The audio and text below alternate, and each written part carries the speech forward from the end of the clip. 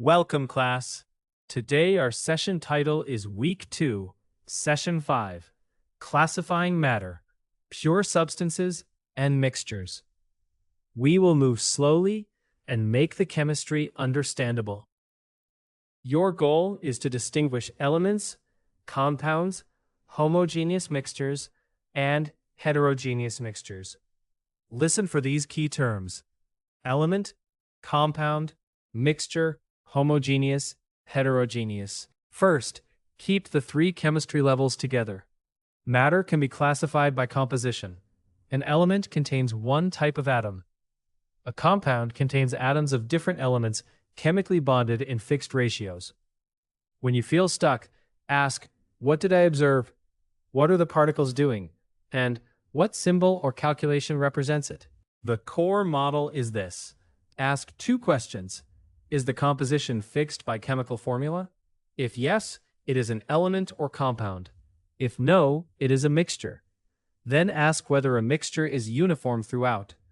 Do not rush to an answer. Build the model first, then let the model guide the calculation or explanation. Now let's work an example. Classifying common samples.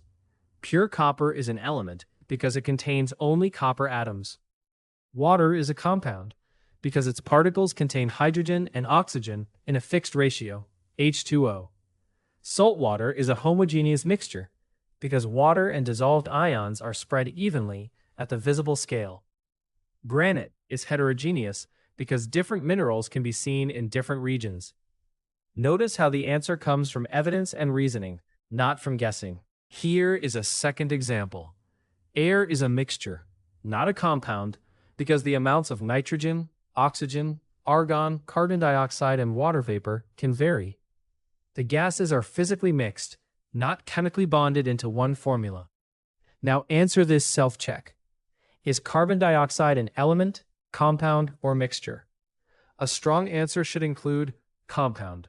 Hint: it has carbon and oxygen chemically bonded in a fixed formula. Before you leave, practice actively. Task 1. Classify oxygen gas, sugar water, sand, and sodium chloride.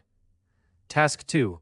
Explain why a compound has a fixed composition, but a mixture may not. Task 3.